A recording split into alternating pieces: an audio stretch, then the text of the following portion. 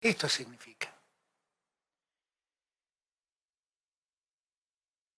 Desde que nosotros llegamos, tuvimos otra mirada, que era la de reparar esto rápidamente. Y eso nos permitió devolverle ese derecho que había sido postergado, cajoneado, arrebatado por la gestión anterior, a 40.000 personas con discapacidad. Pero no solo eso, sino que también entre el año pasado y este año, con la pandemia a pleno, hemos otorgado 110.000 nuevas pensiones. ¿Qué significa esto?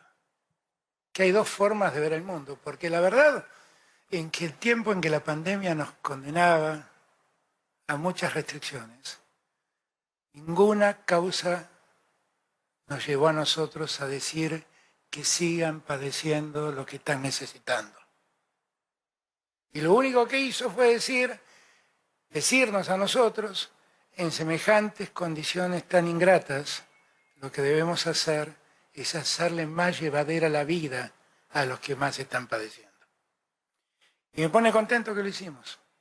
Y me pone contento que ustedes hoy puedan disfrutar de esta ayuda, que es una ayuda que los va a hacer estar un poco mejor.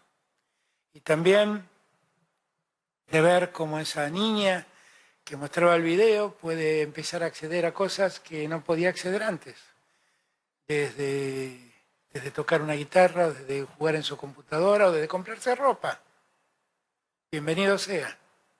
Lo que estamos haciendo es una sociedad mejor. Una sociedad más igualitaria. Una sociedad que a todos nos contenga. Bueno, ahí estaba el presidente Alberto Fernández, como el acto de cada día en este periodo, también con algunos candidatos del Frente de Todos presentes, ¿no? Como Victoria Tolosa Paz y otros candidatos. Vamos a empezar. Muy buenas tardes a todos. Bienvenidos a la tarde de A24, bienvenidos a MMD. Ya estamos arrancando con todo la tarde. Y en un rato vamos a hablar de esto, ¿no? De qué está pasando con el dólar, la emisión monetaria y al mismo tiempo la necesidad de frenar el dólar para desacelerar la inflación. Vamos a anticipar qué está pasando con la inflación de julio, que mañana va a dar a conocer el INDEC. Pero sobre todo, atención con la maquinita de emitir pesos, que se ha prendido fuerte de nuevo en julio y en agosto. En agosto, ahora van a ver los números, se lleva un récord de emisión de pesos este año. Y empieza lo que ya sabíamos, que es que esta segunda parte del año hay que cubrir parte del déficit fiscal que se incrementa, pagar distintos aumentos para jubilados, salarios públicos y demás, para tratar de ver si se recompone mínimamente el poder de compra de los sectores de ingresos fijos. Pero ojo que eso tiene un riesgo con el tema de la brecha cambiaria y el dólar. Ahora les vamos a contar por qué todos se están dolarizando. Todo el que tiene algún pesito excedente y capacidad de ahorro está refugiándose en el dólar. También vamos a hablar del aumento de los jubilados, 12,4%, se oficializó, está en la nueva fórmula de movilidad previsional. A partir de septiembre, el aumento de los jubilados, les voy a contar en un rato cómo los jubilados tal vez un par de meses pasen al frente respecto a la inflación, pero vienen perdiendo fuertemente frente a la inflación y van a seguir perdiendo muy probablemente hasta noviembre. Pero vamos a arrancar con un tema político, que es algo que venimos advirtiendo, que es que la oposición de alguna manera empieza a ver que el electorado también se mueve. Y Larreta, lo anticipamos ayer, empezaba a endurecer el discurso en la confrontación con el gobierno nacional, con Alberto Fernández, con Cristina. Larreta en general no hace nombres propios, pero ha recalcado el tema de que con las vacunas hubiesen muerto mucho menos personas en la Argentina de las que han fallecido hasta ahora, y empieza a endurecer el bombardeo y la confrontación con el gobierno nacional.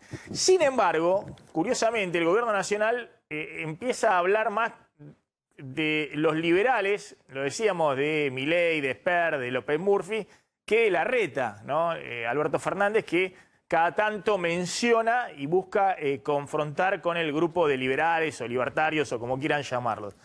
Y si esto responde a algo que están viendo en la oposición, que es que parte del electorado, ojo, que se está escurriendo a posiciones más duras frente al gobierno nacional, básicamente López Murphy, el propio Milei en la ciudad, o Esper en la provincia de Buenos Aires, y eso le quita potencia a Juntos por el Cambio como oposición. De hecho, Larreta ha pedido sumar a Mauricio Macri, que acaba de regresar a la Argentina, a la campaña electoral.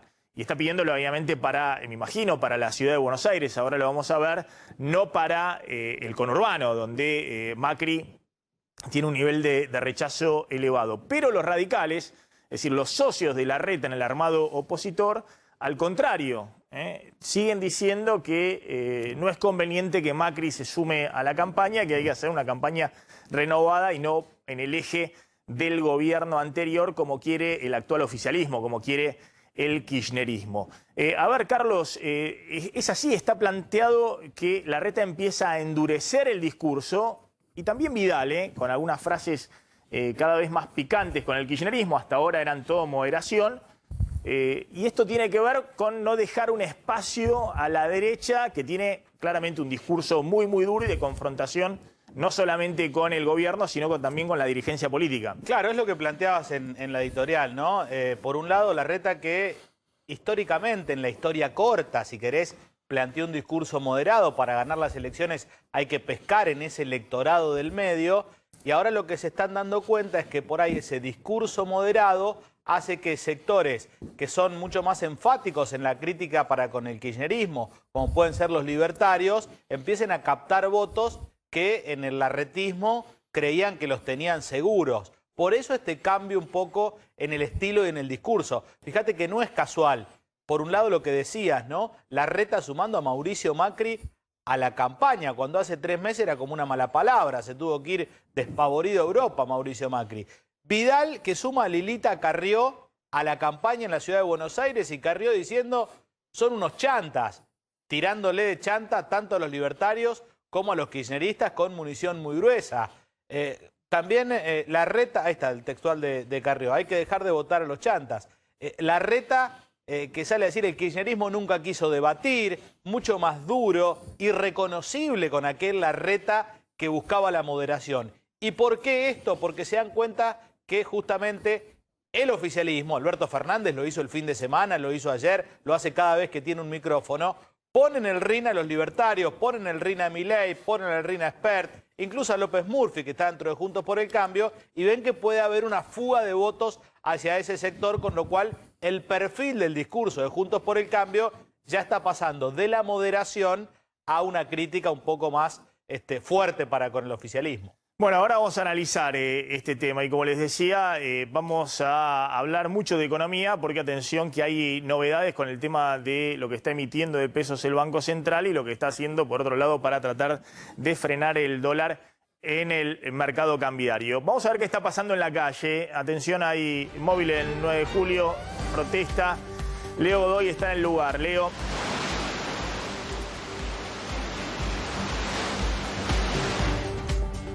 Leo Godoy, te escuchamos.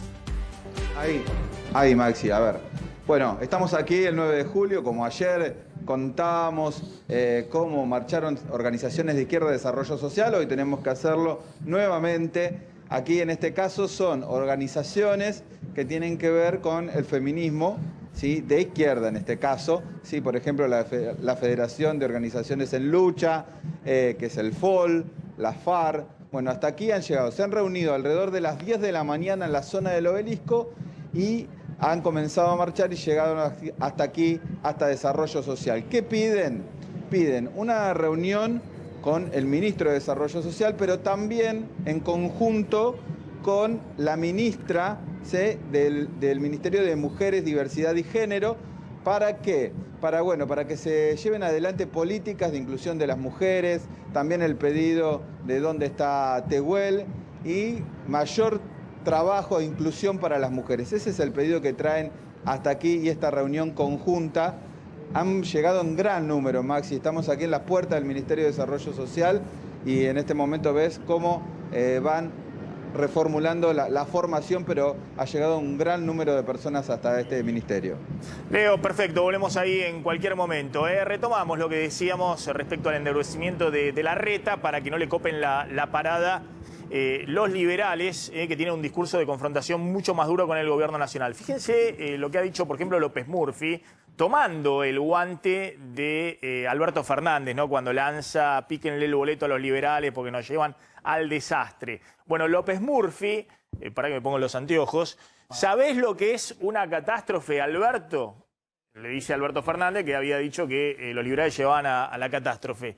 107.000 muertos, 65% de chicos pobres, 180 impuestos y una inflación sin límite. Nuestros hijos se quieren ir del país. A la catástrofe nos ha llevado el socialismo que empobrece cada territorio que gobierna, jamás la libertad. Dice López Murphy que toma el guante para, en la interna.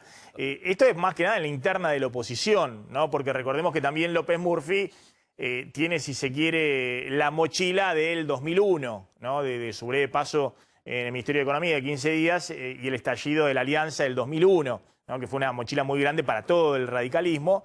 Pero, si se quiere, en el espacio opositor está ganando protagonismo y, de alguna manera, desde el oficialismo aprovechan eso y buscan confrontar con los libertarios. Dice él que se fue en marzo del 2001, que si se hubiera quedado en diciembre el gobierno de la Rúa llegaba, pero que él planteó en marzo y por eso se tuvo que ir. Duró 15 días en el Ministerio de Economía. El otro tema es el protagonismo de Macri o no en la campaña, porque, como les decía, Larreta ha salido a decir queremos que Mauricio esté en la campaña, que se sume a la campaña, que recorra la Ciudad de Buenos Aires junto a Vidal y a los candidatos del Juntos por el Cambio. Ojo que ha salido el presidente del radicalismo, Cornejo, muy fuerte a decir que Macri no debe estar en la campaña, su presencia puede ser funcional al discurso del kirchnerismo, ¿no? La idea esta de que Macri era un poco hasta ahora lo que venía usando como mecanismo de campaña el oficialismo, pero ha habido evidentemente un cambio en la estrategia en los últimos días. Está Eduardo Fidanza de Poliarquía. Gracias, Eduardo, por atendernos como siempre. Un gusto. Hola, ¿cómo te va, Maxi? ¿Qué tal? Bueno, Eduardo, ¿notás que hay un giro, si se quiere, Larreta endureciendo el tono de confrontación con el oficialismo, pidiendo que Macri se sume ahí en esa confrontación? Y del otro lado, este fenómeno que no sé cómo lo evaluás de los liberales, López Murphy, o los libertarios, Milei y demás, que tienen un tono muy, muy duro y que de alguna manera lo están corriendo al propio Larreta en una parte del electorado de la oposición. Mirá, es una situación sumamente interesante desde el punto de vista del análisis politológico, te diría. Yo creo que hay que distinguir fenómenos. Por un lado, está lo que hoy se considera el establishment político, esto es, las dos coaliciones que dominan el panorama electoral. Del otro lado, yo te diría, están los recién llegados y los regresados.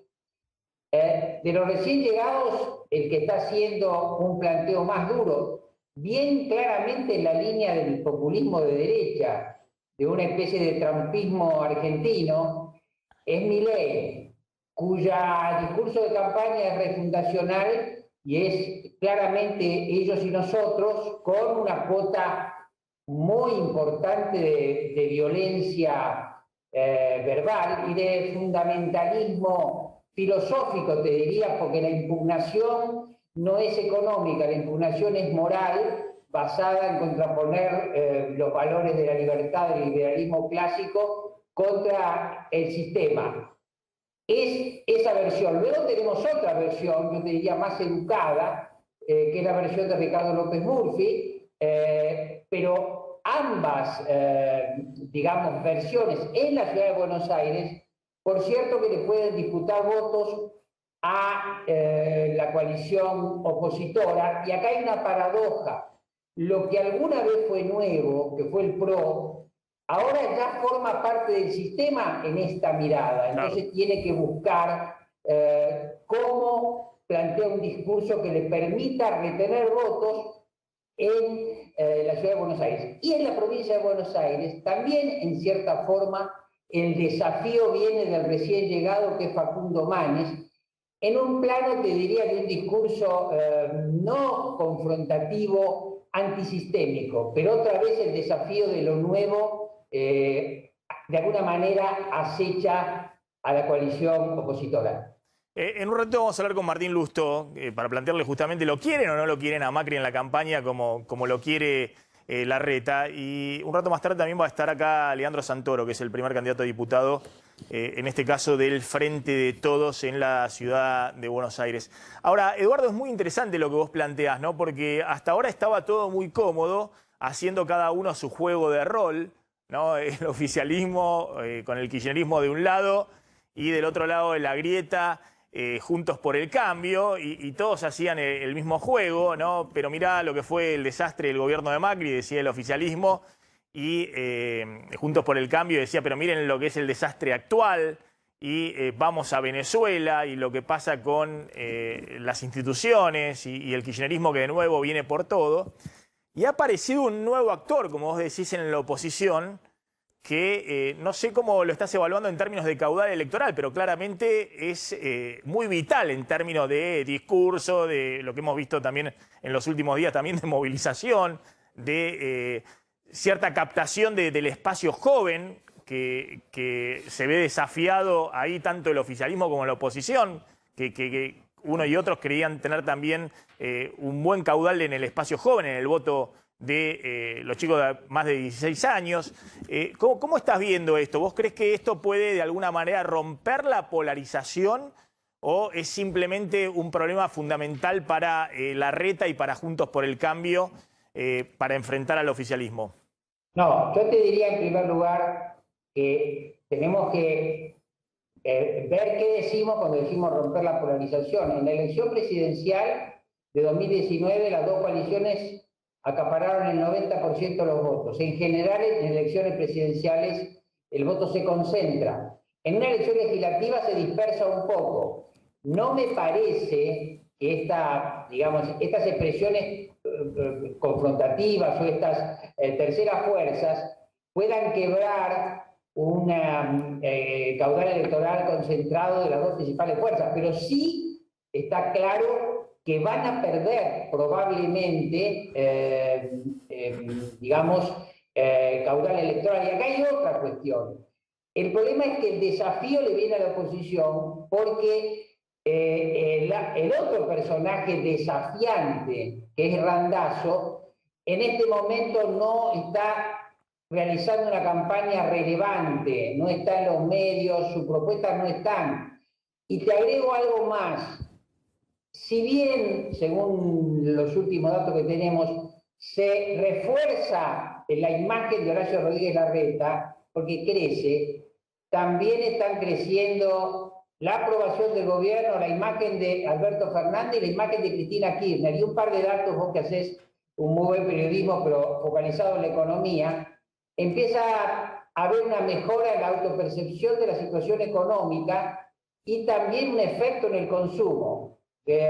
Mayor cantidad de gente nos dice en este momento que estamos en un momento, digamos así, favorable para, por ejemplo, comprar electrodomésticos, algo que no ocurría meses atrás. Entonces ahí hay una cuestión de pinzas complicada para la oposición, porque está el desafío de estas fuerzas y está el crecimiento del gobierno.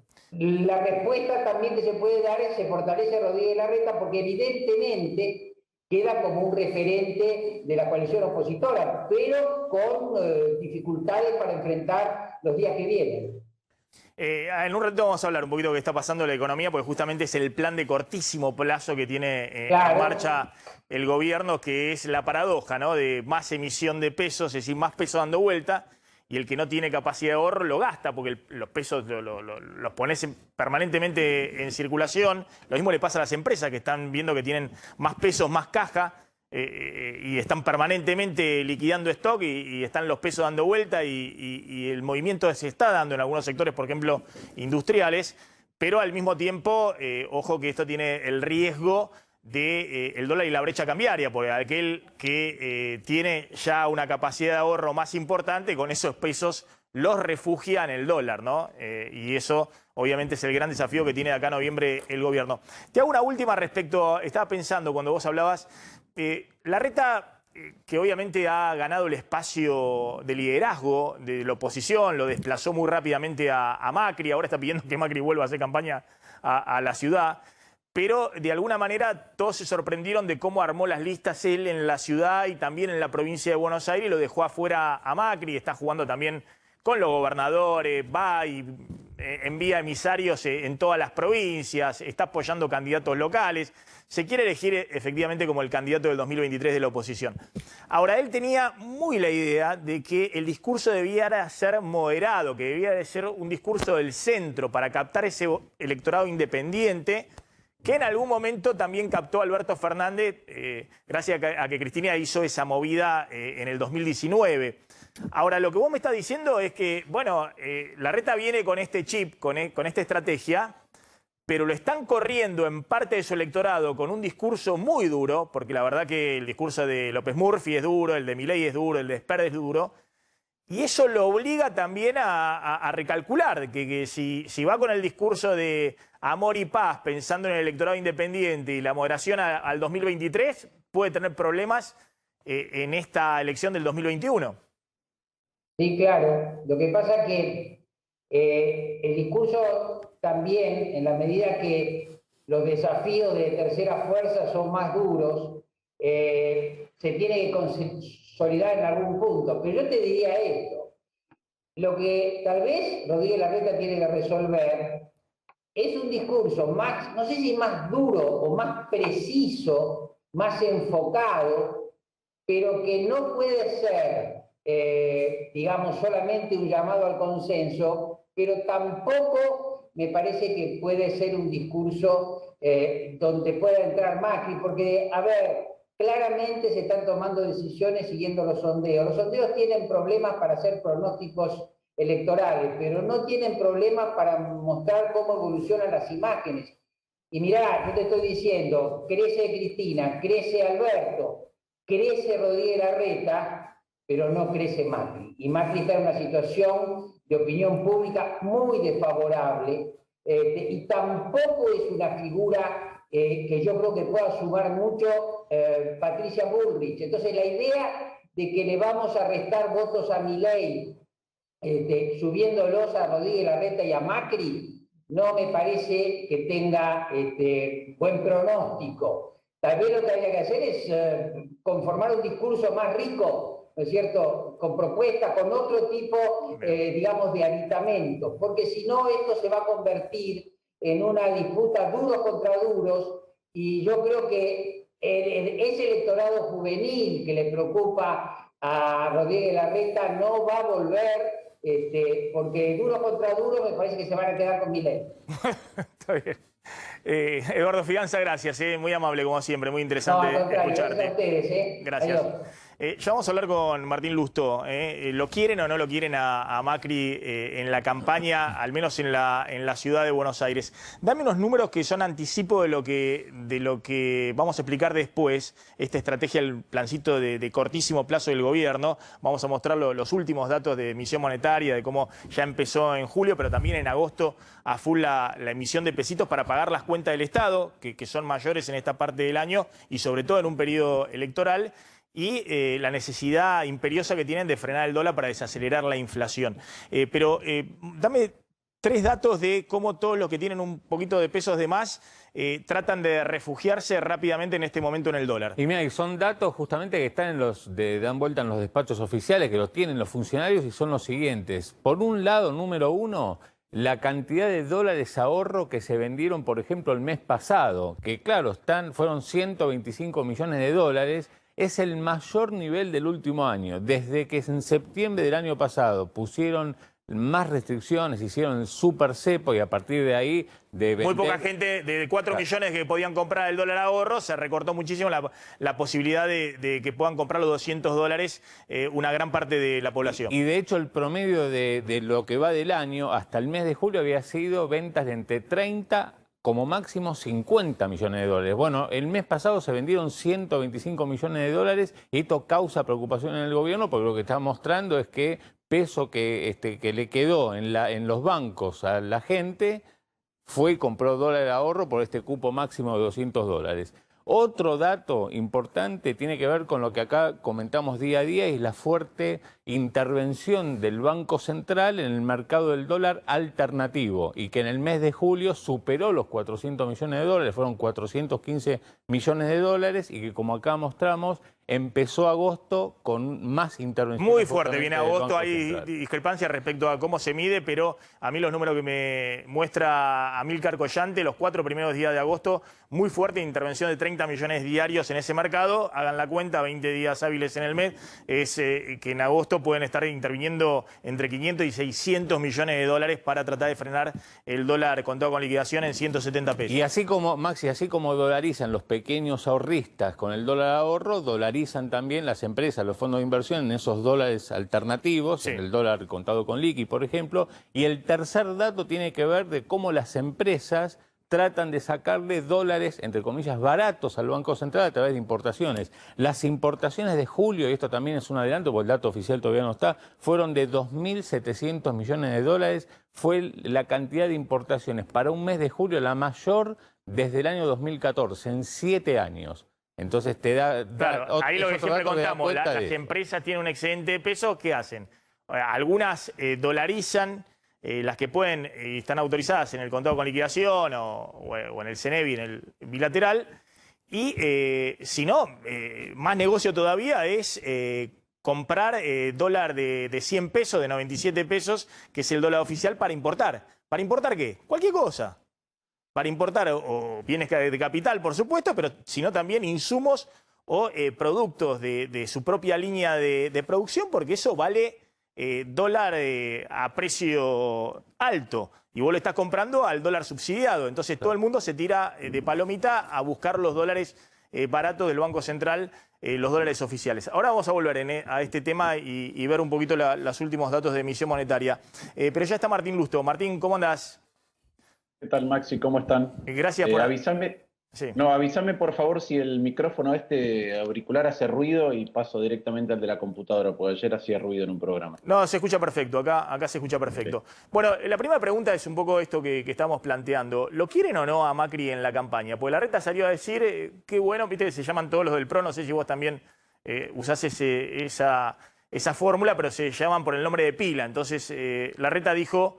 lo queremos a Mauricio en la campaña, sería fantástico. Lo mismo dijo Vidal, es decir, el PRO está diciendo acá hace falta Macri en la campaña de la Ciudad de Buenos Aires. Y los radicales están diciendo otra cosa, están diciendo que Macri sería en la campaña funcional al kirchnerismo, que es lo que dijo Cornejo. ¿Cuál es tu opinión respecto al rol del expresidente en esta campaña electoral? Mirá, mi opinión es la misma que he venido diciendo desde hace mucho tiempo. Yo he peleado para que Juntos por el Cambio sea más amplio. En el 2017, 2019 y ahora. Más amplio quiere decir que tenga voces distintas. Y la voz del expresidente es una voz válida, pero hay un montón de otras voces que piensan en algunos temas distintos. Vos ya conocés las discusiones que yo he tenido, por ejemplo, en el ámbito económico durante el gobierno de Macri. Y también queremos que eso se exprese. Y así como el PRO tiene 2 muy buenos candidatos en la Ciudad de Buenos Aires, María Eugenia Vidal, y en la provincia de Buenos Aires, Santilli, nosotros del radicalismo, ¿sí?, también propusimos en unas PASO a Facundo Manes, y creo que eso hace que el apetito de las PASO, el atractivo del espacio sea más interesante, no solo por hoy, sino porque implica que mañana tenés más voces que pueden contribuir en distintos temas a encontrarle soluciones a la Argentina que necesita desesperadamente. Lo mismo en la ciudad con el caso de Martín Tetaz. Ahora... está claro que, o parece ser que el radicalismo, y de hecho vos has sido protagonista de eso, quiere una renovación, ¿no? Sacarse encima la mochila que hoy ya es lejana del 2001, pero también, de alguna manera, sacarse encima la mochila del gobierno anterior en términos de resultados, sobre todo en la provincia de Buenos Aires. ¿Es esa un poco la idea? No, yo lo veo un poco distinto, Maxi, que es... muchos de nosotros estamos peleando para que el radicalismo tenga otra actitud. El radicalismo es un partido que le dio a la Argentina la democracia por el voto universal masculino, con Irigoyen y que recuperó la democracia. Pero últimamente es un partido que le gusta la comodidad de no gestionar, le gusta la comodidad de no hacerse responsable. Entonces le gusta ser minoría para hacer discursos en el Congreso, o le gusta inclusive ser minoría en una coalición para no asumir parte de la responsabilidad de las cosas que ocurren.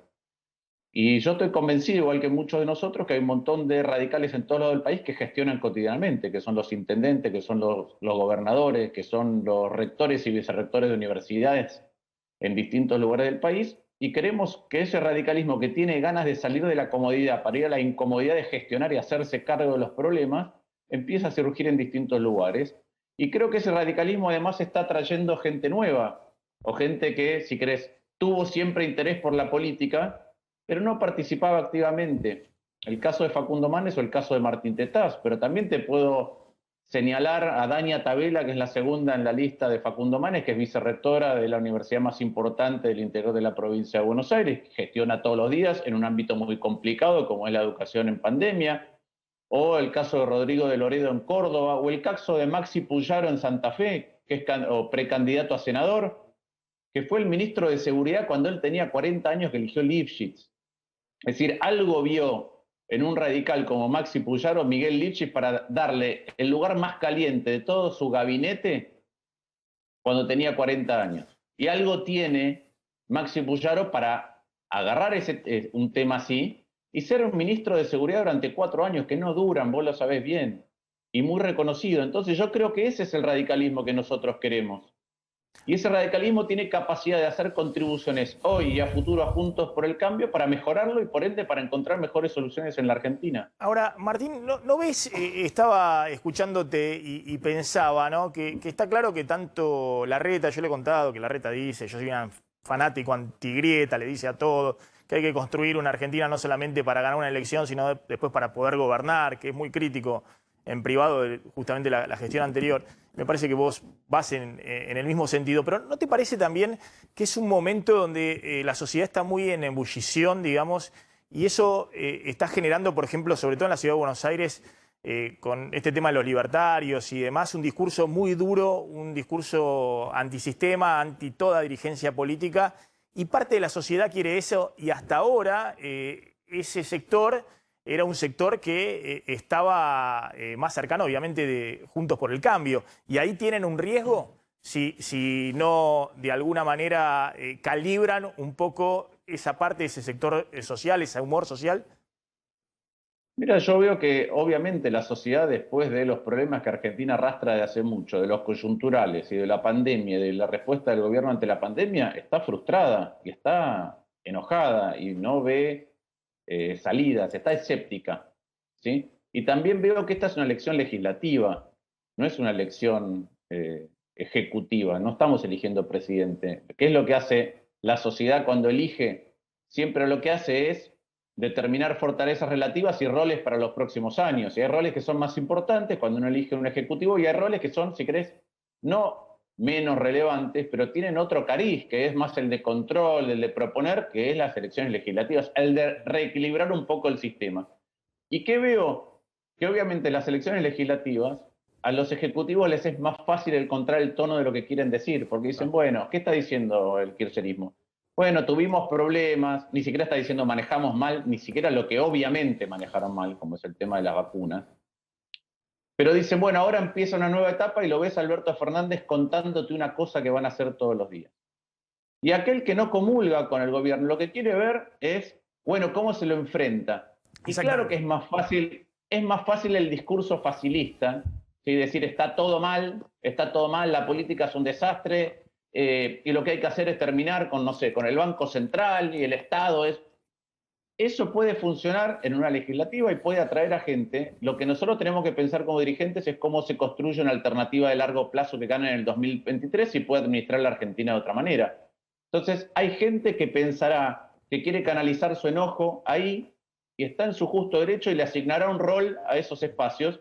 Hay muchos argentinos que están pensando en cómo se construye el futuro y para eso también estamos todos nosotros trabajando en un mejor Juntos por el Cambio para dar esa alternativa a futuro. Y mientras tanto, oponernos a las cosas que nos oponemos. A mí me toca desde el Senado y lo hago permanentemente y proponiendo, pero plantándonos muy fuerte en temas institucionales. Lo que pasa es que en las campañas suele calar más fácil el discurso facilista. Y bueno, puede ser. Yo creo que se construye como estamos construyendo. A pesar de que en el camino haya desinteligencia o haya debate o haya inclusive sinsabores, o a pesar de que una porción de la población diga, bueno, hoy estoy tan enojado que voy a votar otra cosa. Creo que el camino para construir una Argentina distinta es este. Vos sos el senador, obviamente, por la ciudad, ¿no?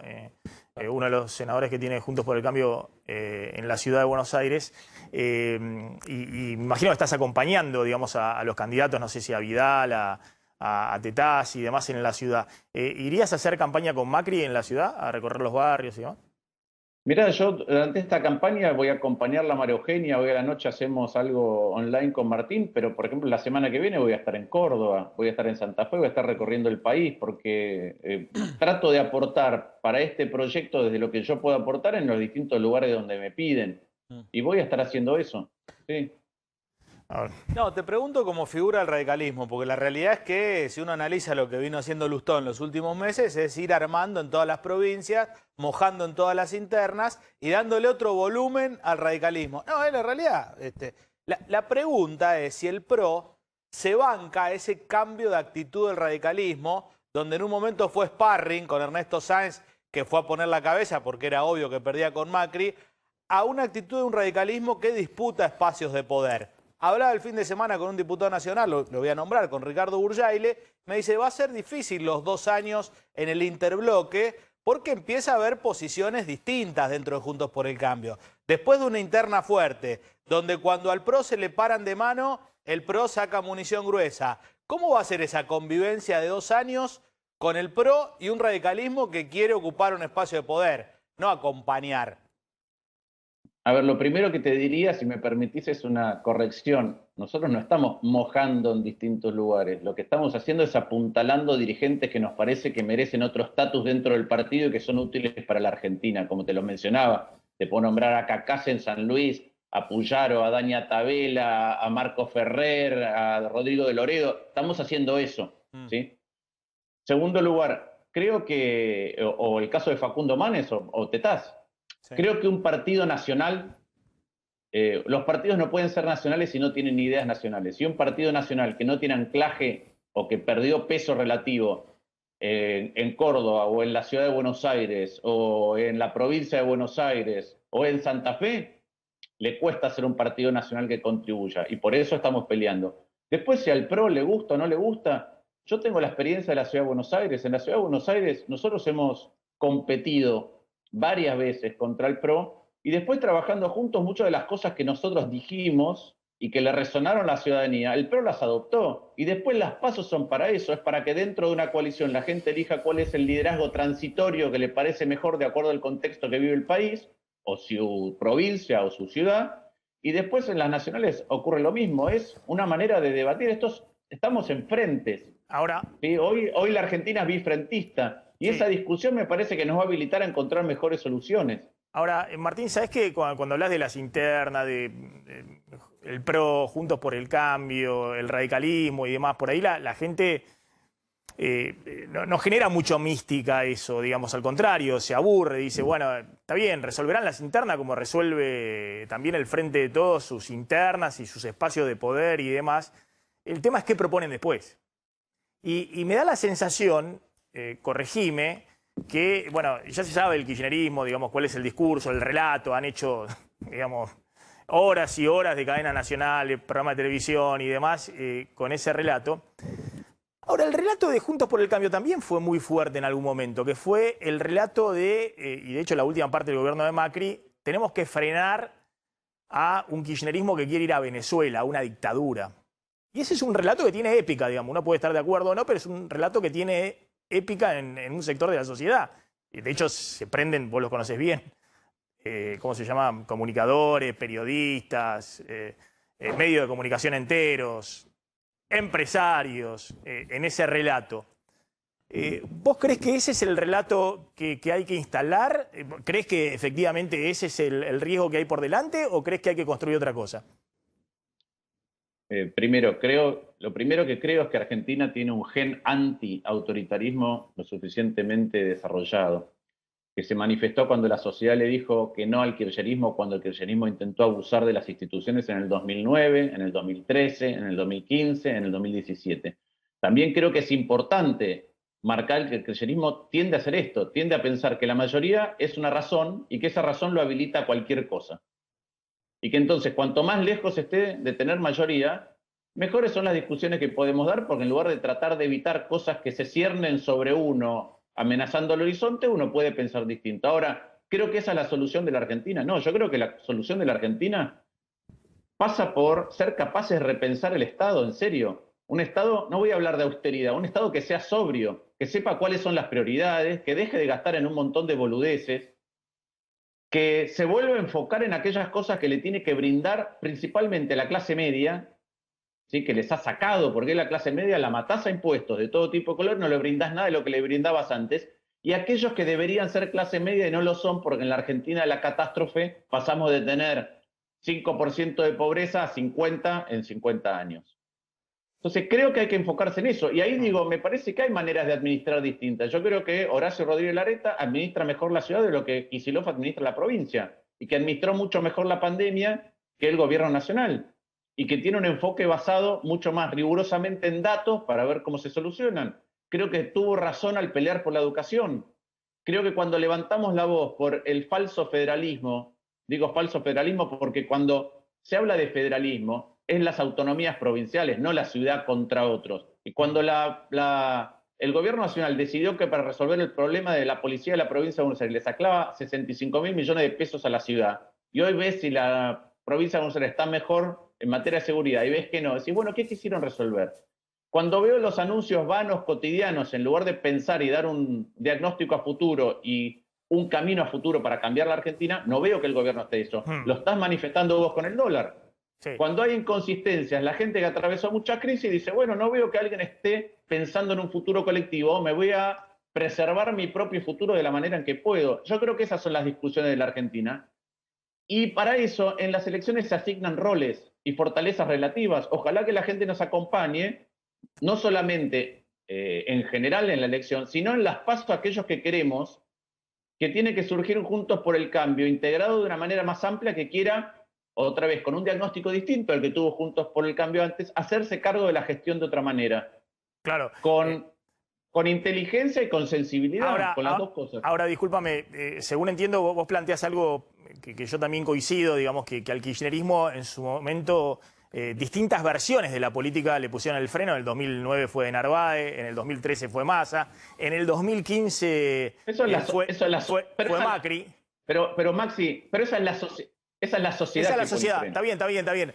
Pero entonces vos decís, mirá, ya ese relato de le ponemos freno y demás, necesitamos construir otra cosa. ¿Cómo vamos a proyectar a futuro hacer un gobierno que obviamente saque a la Argentina del subdesarrollo, de la pobreza, de todo lo que sabemos que hoy existe?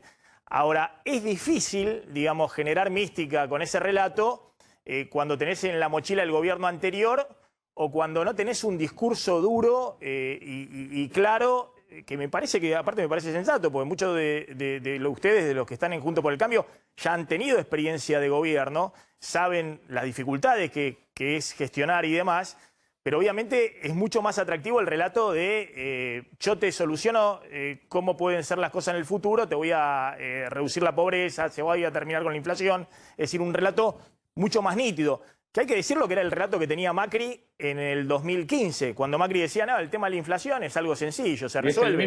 Pobreza cero, te lo resuelvo. Está bien, pero yo veo un relato del 2011 al 2015. ¿El ingreso por habitante de la Argentina subió o bajó? Bajó y mucho. Bajó. Bueno, y esas condiciones son las mismas que veo, o esas mismas ideas son las que... Después se derrumbó, digamos, entre el 2016 y 2019 se derrumbó. Y después, el año pasado, una catástrofe, bueno. Está bien, pero yo no quiero comprar eslóganes en lo siguiente. El kirchnerismo cuando arrancó en el 2003, vos conocés los números. De enero a mayo del 2003, que cuando asume Kirchner, en esos 5 meses Argentina venía creciendo al 10% anual y tenía 5% de inflación y tenía 3% de superávit fiscal. Y dejó un país que tenía 4% de déficit fiscal, 35% de inflación y que decrecía. Entonces, la verdad es que yo no creo que las recetas del kirchnerismo nos lleven a ningún lugar. pero Después, claro, disculpame Martín, me expresé mal. Yo no estoy diciendo que ustedes tengan que definir su política en base al kirchnerismo. Es más, te estoy diciendo que acá hay un gobierno que no sabe cómo va a ser los próximos 2 años para terminar la gestión, que es un poco lo que están discutiendo ahora. Si pueden encauzar las cosas, si tienen que hacer un acuerdo con el fondo, ¿no? Ese es el problema del oficialismo hoy. Ahora, lo que te estoy diciendo es que la oposición tiene una dificultad muy grande de generar mística en un discurso, un relato, una propuesta que pueda también proyectar a futuro gobernabilidad o un espacio de poder. Yo comparto con vos particularmente por lo que decíamos al principio, que esta es una elección legislativa. Las elecciones legislativas a la oposición tampoco le permiten modificar radicalmente la realidad.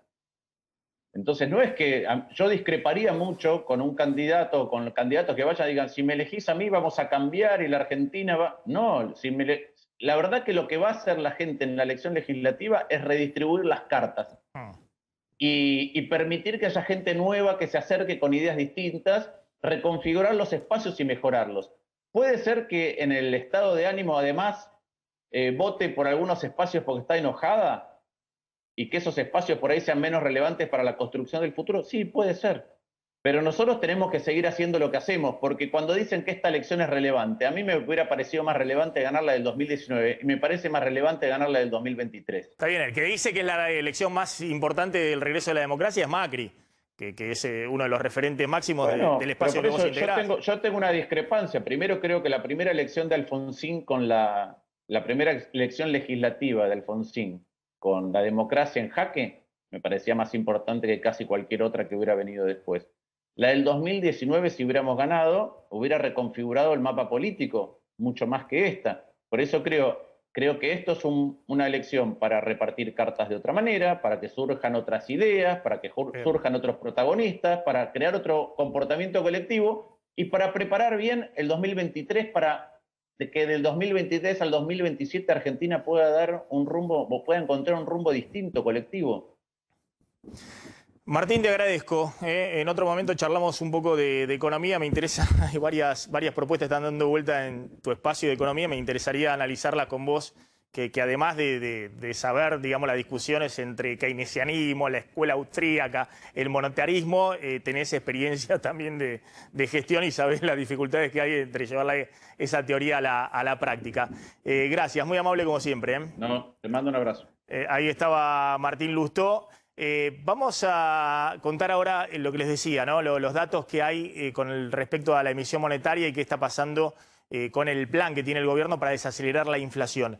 ¿A vos te confirman que el gobierno quiere desacelerar la inflación? Que la inflación mañana del INDEC, ¿en cuánto va a estar? La inflación de julio. Lo que dicen el gobierno, los datos que tuvieron hasta última hora, abajo de 3%, hablan en 2,8%, 2,9%, por ahí mencionan los funcionarios, y que la desaceleración leve va a continuar de aquí hasta fin de año, y la idea que tienen es llegar a las elecciones, incluso llegar a diciembre, con una inflación en el 2%. Es decir, en noviembre quieren una elección del 2%. 2%. Y diciembre, que además es un mes de inflación alta, también 2%. 2%. Y de esa manera quieren cerrar el año con una inflación del 42%. 42% es el número que se imaginan que puede cerrar, que se imagina Guzmán, digamos, ¿no? Claro, es decir, que haya una desaceleración de la inflación, que hoy está corriendo al 51%, gradualmente para llegar en la elección a una inflación de alrededor del 42%. Claro, y esos números, estos números preliminares son los que está armando Guzmán, porque ahora, acordate, en un mes tiene que entregar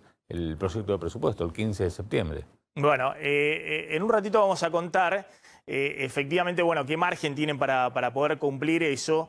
Lo que les quería mostrar es, está clara la fórmula para poder desacelerar la inflación. Hoy el elemento principal es anclar el dólar oficial, que está totalmente planchado y que lo quieren mover a penitas, mes a mes, casi nada. Quiere un dólar en diciembre de 102 pesos, actualmente ese dólar está en 97 pesos, el dólar oficial mayorista. Y que no se le disparen los dólares alternativos, ¿no? Que el blue no se vaya mucho más alto de 180 pesos actual, 170 el contado con liquidación en términos reales. Esto es que si hay 10% de inflación o 15% de inflación de acá a fin de año, que a lo sumo suban eso los dólares alternativos que no suban mucho más allá de 200 pesos, digamos, 190, 195, ese techo, es decir, no tener una disparada del dólar, porque eso atentaría con la idea de desacelerar la inflación para que los salarios, las jubilaciones, los planes sociales les ganen un poquito a los precios en estos meses, eso reactive mínimamente el consumo y eso genere un mejor humor social en el periodo electoral. El tema es que no es gratis eso, ¿no? Porque por ahí nos olvidamos. La discusión es, bueno, que se hace después de la elección, eso lo vamos a contar próximamente. Siempre contamos, digamos, que hay todo un interrogante que pasa después de la elección, pero sobre todo si esto funciona, digamos, si los próximos 4 meses esto puede funcionar o no. El Banco Central está emitiendo mucho más peso de lo que emitía en los meses anteriores, cuando estaba presente el ajuste fiscal muy fuerte de Guzmán. Nosotros contamos, el año pasado se emitieron, que son las barritas verdes, 2 billones de pesos para financiar el déficit fiscal que generó la pandemia, el derrumbe de la recaudación y la disparada del gasto COVID. Todo fue maquinita de emitir pesos. Este año venía mucho más moderada la emisión monetaria porque se redujo fuertemente el déficit fiscal, porque se le puso el tope, como contamos siempre, a las jubilaciones, salarios públicos, planes sociales, y al mismo tiempo se recuperó la recaudación. Fíjense que las barritas azules, que es la emisión monetaria del Banco Central este año para financiar el Tesoro, es mucho menor que lo que eran los mismos meses del año pasado, que eran los meses de la pandemia, donde había que emitir, por ejemplo, en mayo del año pasado emitieron 400.000 millones de pesos para pagar el IFE, el ATP, para que el Estado pueda pagar todas las cuentas en medio de la pandemia. En cambio, este año, ese mismo mes, en mayo, emitieron solo 50.000 millones de pesos. Ojo que a partir de julio empieza de nuevo la emisión monetaria fuerte. Y en julio se emitieron 180.000 millones de pesos. El año pasado habían sido 220.000 millones de pesos. Y ahora en agosto se empieza a dar vuelta la cosa. Es decir, en agosto ya el Banco Central lleva emitidos en apenas 2 semanas de agosto 160.000 millones de pesos, mucho más de lo que había emitido en agosto del año pasado, 40.000 millones de pesos. Recordemos, en agosto del año pasado ya se dejó de pagar el IFE, es decir, fue el último IFE que se pagó y después no se pagó más. Ojo que esta emisión monetaria va a continuar, veamos el acumulado, la próxima placa, de lo que quiere hacer Guzmán. El año pasado era esto, el acumulado llegó a 2 billones de pesos de emisión monetaria para financiar al Tesoro. Este año venía muy bajita la emisión monetaria, de hecho, fíjense que en el acumulado venía muy, pero muy abajo, pero ya en agosto está en 670.000 millones de pesos la emisión monetaria para financiar al Tesoro. Todavía es 1/3 de lo que era a esta misma altura del año, el año pasado, y la idea de Guzmán es que la emisión este año sea mucho menor a la del año pasado, que sea a lo sumo 1,2, 1,3 billones de pesos. Originalmente había hecho 1 billón de pesos, pero seguramente va a emitir más.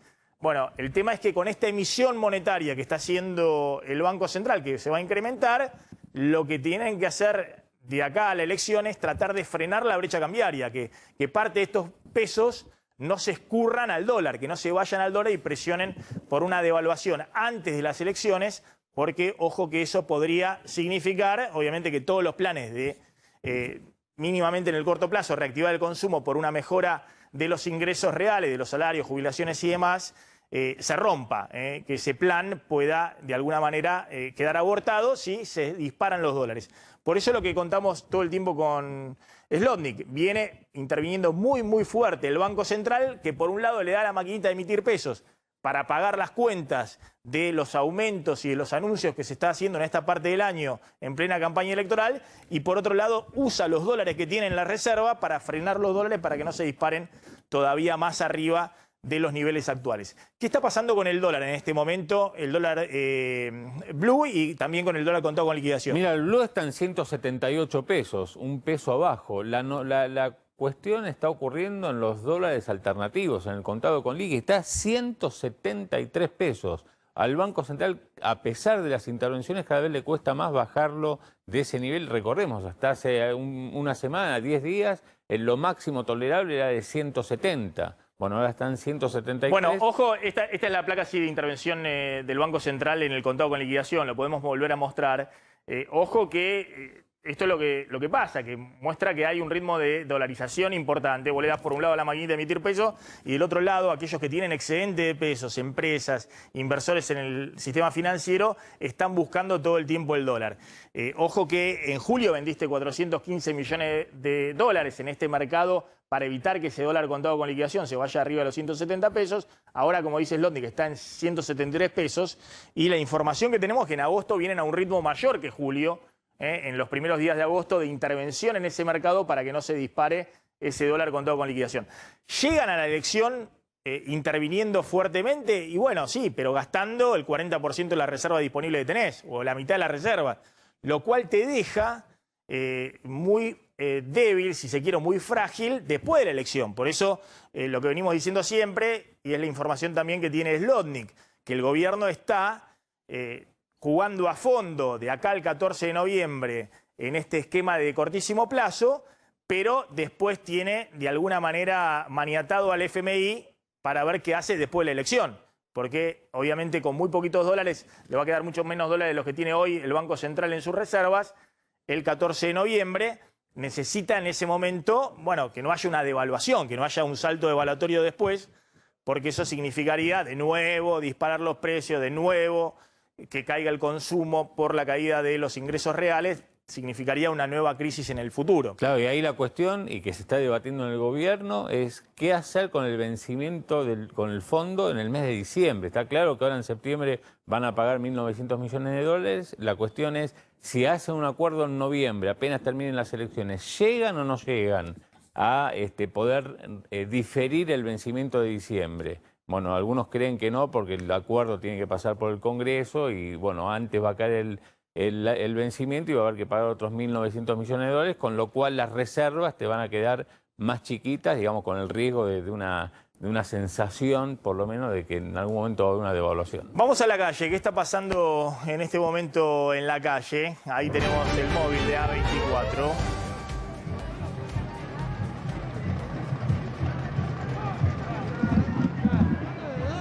Está en el lugar el Leo Godoy. Leo, ¿cómo andás? Gracias, Maxi. Bueno, aquí mira, continúa esta movilización de distintas organizaciones que tienen que ver con el feminismo, pero también con la diversidad, que se reunieron, como te contaba, hoy muy temprano en el Obelisco y cerca ya de pasado el mediodía empezaron a marchar hacia lo que es esta sede del Ministerio de Desarrollo Social, donde piden una reunión conjunta con también el Ministerio de Mujeres y Diversidad de Género, ¿sí?, para pedir inclusión laboral de mujeres, pero también de travestis, trans y binarios, no binarios. Por otro lado, también, bueno, viene el reclamo de dónde está Tehuel y traen, bueno, el pedido de cupos laborales, como te contaba. Van a permanecer aquí hasta que les den una respuesta, si va a haber esa reunión conjunta entre los dos ministerios y los referentes de estas organizaciones. Así que, bueno, por ahora están instalados aquí. Para aquellos que van a transitar por el centro porteño, les decimos entonces aquí en lo que es el Ministerio de Desarrollo Social, el Moreno y 9 de Julio está totalmente cortado, lo que es mano hacia el sur, el Metrobús funciona, ¿sí?, y lo que es sentido hacia el centro, hacia el Obelisco, está habilitado. Pero por ahora estas organizaciones van a permanecer aquí en este lugar. Bien, Leo, gracias, muy amable. Ahí estaba Leo Godoy. Hasta luego. Vení un segundito, pues. Estoy hablando de la emisión monetaria, del dólar, del Lustó, de la estrategia electoral.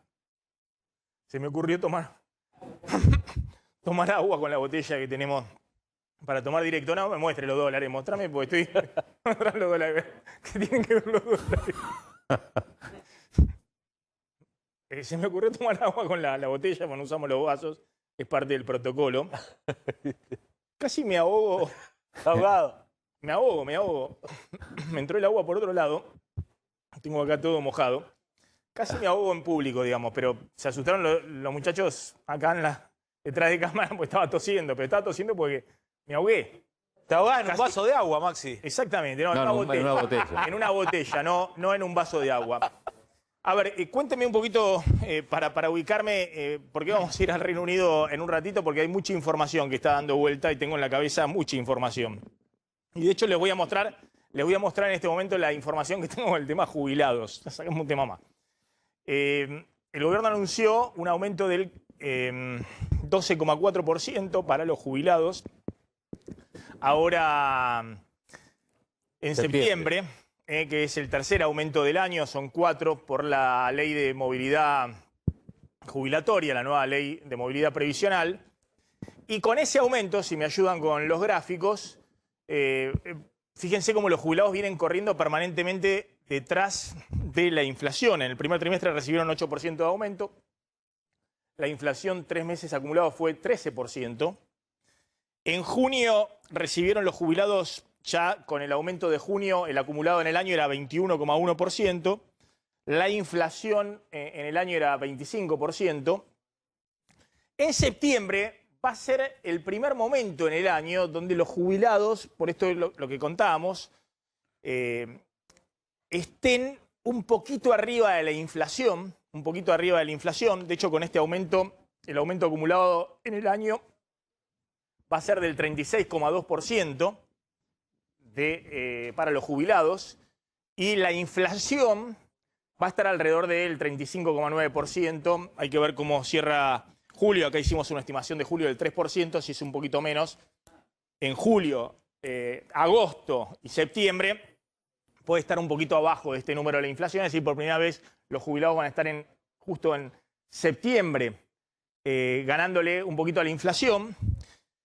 En octubre pueden estar empatando, es decir, 2 meses donde hay cierto respiro.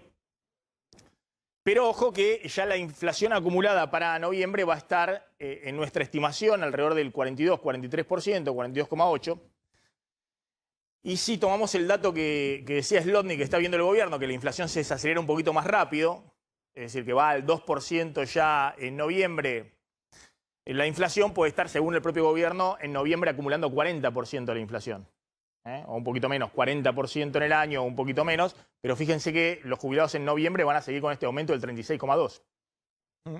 El gobierno ha querido recomponer un poquito a los jubilados con el bono por única vez de agosto. Nosotros contamos que eso generó que pudieran recomponer algo de poder de compra, pero bueno, hay que ver si hay algún refuerzo, además de este aumento de septiembre, antes de noviembre. Porque también ameritaría un refuerzo para los jubilados si quieren ahí apuntalar un poco el poder de compra. Obviamente Guzmán no quiere saber nada con ese refuerzo. El otro tema es la fórmula de movilidad previsional. Nosotros venimos diciendo que esa fórmula de movilidad previsional significó una redistribución dentro del universo de los jubilados, porque según la nueva fórmula de movilidad previsional, en septiembre los jubilados de la mínima van a estar cobrando 800 pesos mensuales menos que lo que le correspondería con la fórmula anterior. Un jubilado que gana 2 saberes mínimos y medio va a estar cobrando 5.700 pesos mensuales menos que lo que correspondería en la fórmula anterior. Y ya los jubilados con las jubilaciones más altas, 4 saberes mínimos, van a estar cobrando mensualmente 10.500 pesos menos que lo que le corresponde con la fórmula anterior. Obviamente, el gobierno dice parte de lo que ceden los jubilados que ganan más de la mínima, lo redistribuimos con los bonos por única vez a los jubilados de la mínima o de una jubilación y media, según los casos.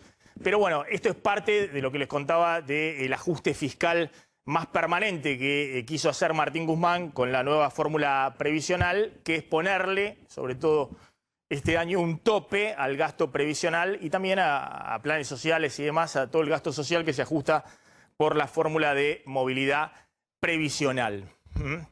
Dame el dato de la UIA, que hizo mucho ruido, el tema de vacunaciones en las empresas de manera obligatoria, compulsiva. Fíjense este tema, ¿no? Y escuchen bien, porque Daniel Funes de Rioja, que es el presidente de la UIA, el presidente también de la COPAL, de la Cámara Alimenticia, el sector más poderoso de la industria alimenticia, salió muy duro hablando de algo que yo no sé si se puede aplicar en una democracia, ¿no? Que es hacer compulsiva la vacunación incluso dentro de una empresa. Bueno, ahí lo que salió a hablar Daniel Funes de Rioja, después de una reunión de consejos directivos de la Unión Industrial del día martes, bueno, fijó la posición de las principales industrias de la Argentina. En la UIA están las grandes industrias y también algunas más pequeñas, y él dijo: los que no quieran vacunarse, los trabajadores que no quieran vacunarse, no tienen por qué cobrar su salario.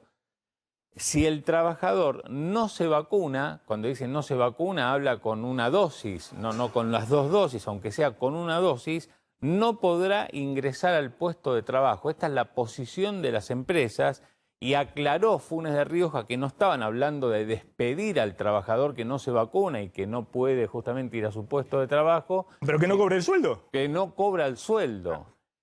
A ver, yo creo que hay que hacer una vacunación masiva, amplia. Es más, siempre estuve planteando que hay que avanzar lo más posible con el tema de la vacunación. Pero este tema que plantea Funes de Rioja, y claramente es un problema para la producción.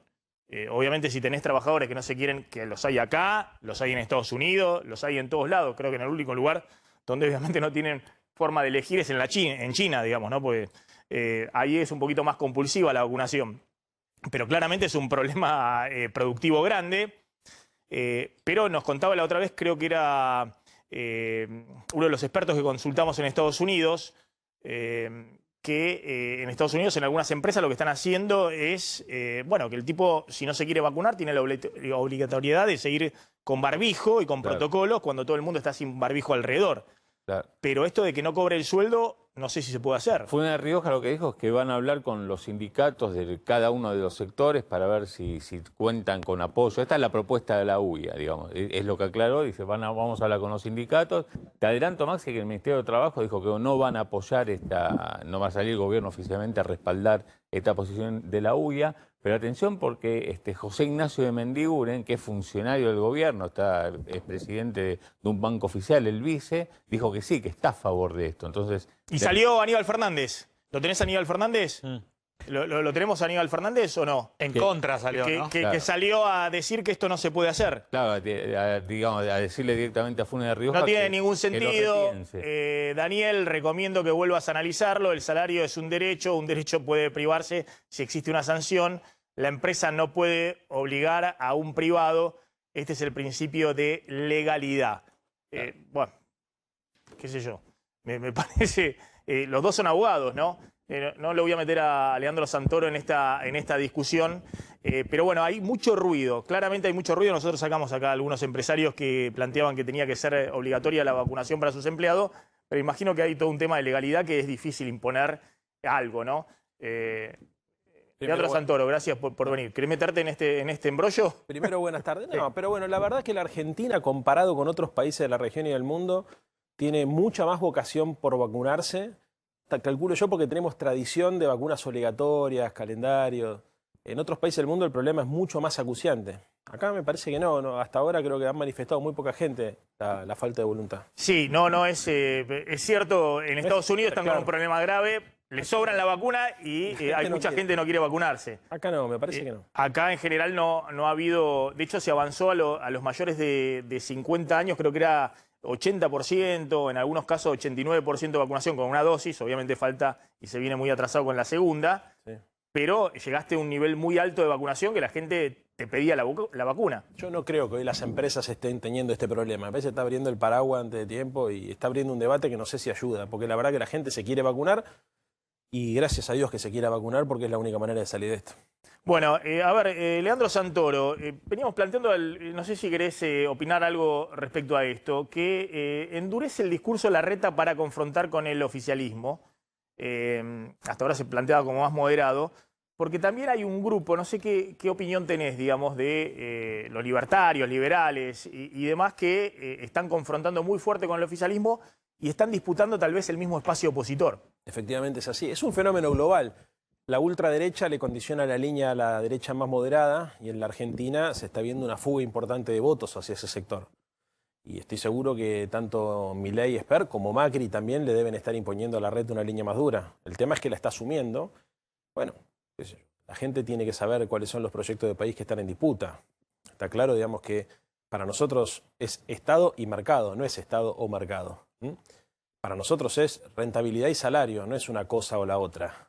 Para nosotros es mercado externo o exportaciones y mercado interno. Y yo creo que acá hay que tratar de racionalizar el debate, porque uno de los problemas de la centrifugación, digamos, de la línea política, que es consecuencia de la polarización, cuando se van hacia los extremos, es que perdemos la oportunidad de discutir efectivamente qué es posible hacer en la Argentina. Yo creo que muchas de estas posiciones son testimoniales, o sea, nadie seriamente puede pensar que si el Estado se retira, por ejemplo, de la regulación económica, las cosas pueden funcionar mejor. En todo caso, tenemos que discutir cómo se regula, ¿no? De qué manera favorecer a que la inversión privada llegue a la Argentina y genere puestos de trabajo de calidad, no signifique solamente condiciones de rentabilidad para muy pocos. Y esa es una discusión que requiere actores racionales. Y si la derecha o la centroderecha se deja llevar por la ultraderecha, va a perder la racionalidad y vamos a perder un punto de contacto y vamos a perder una oportunidad para discutir qué Bueno, país pero queremos. tenían punto de contacto, pues yo veo que había una grieta muy fuerte, más allá de las imágenes del año pasado entre Alberto Fernández y Larreta, en el tema pandemia, que después se rompió. Pero estaban muy cómodos, tanto el oficialismo, kirchnerismo, como Juntos por el Cambio, muy cómodos en la grieta. Lo que yo percibo es que hay un sector que sale de ese esquema de polarización muy grande entre dos sectores mayoritarios de la política argentina y que, bueno, los impugna a todos. Dicen, bueno, los impugnan a los macristas porque dicen ustedes fracasaron con el gobierno anterior, los impugnan a ustedes porque dicen son un fracaso el gobierno actual y de esa manera están también generando algo de expectativa, sobre todo en los sectores jóvenes, que han sido sectores obviamente muy cercanos en algún momento al kirchnerismo y en su momento también al macrismo. Lo que pasa es que tirar del mantel para capitalizar el descontento me parece que es peligroso, porque eso te pone en la vereda de la antipolítica. Yo creo que hay problemas que requieren soluciones colectivas, públicas, estatales, mixtas, privadas y estatales. Lo que me parece que es una locura es, frente a problemas complejos, plantear solamente soluciones individuales y privadas, porque la pandemia, la crisis ambiental, el desafío del desarrollo, te pone siempre frente a la necesidad de cooperar, de coordinar, de articular. Entonces creo que es muy peligroso ese discurso. Me parece que hay que ver además qué ha pasado en otros países de la región y del mundo cuando estos discursos empiezan a tomar encarnadura, porque en realidad no genera una expectativa.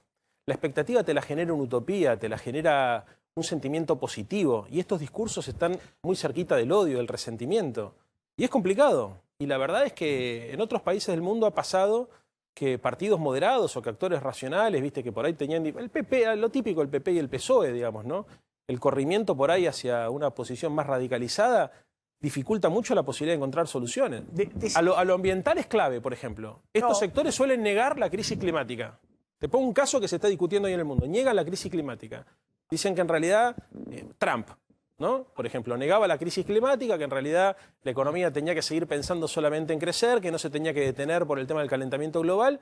Y eso genera un ruido enorme, porque hoy es impensado planificar la economía, vos lo sabés muy bien, en los próximos 10, 15 años, si no incluís la transición ambiental. Sí, ¿no te parece que también estos discursos más radicalizados se generan cuando desde el oficialismo se la dejan servidita en bandeja, ¿no? Porque con algunas políticas, incluso hasta discursivas, políticas concretas y también desde lo discursivo, se estigmatiza un poco la riqueza, la generación de riqueza genuina, ¿no?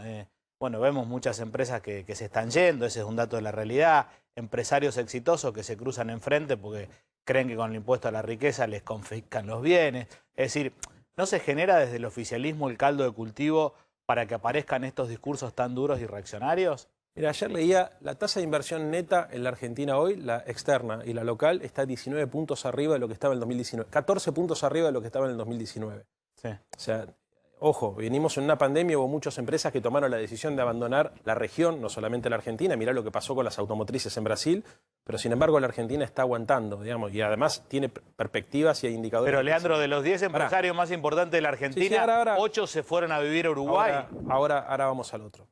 Segundo lugar, vos fíjate que estos discursos no van contra nosotros, van contra ellos, van contra el PRO. O sea, no, digamos, los discursos de la ultraderecha no están condicionando la línea del gobierno, ni siquiera nos están hablando a nosotros. El diálogo no es la ultraderecha con el gobierno. El diálogo que hace ruido y que amerita esta pregunta que me están haciendo ustedes es entre la extrema derecha y la derecha más tradicional.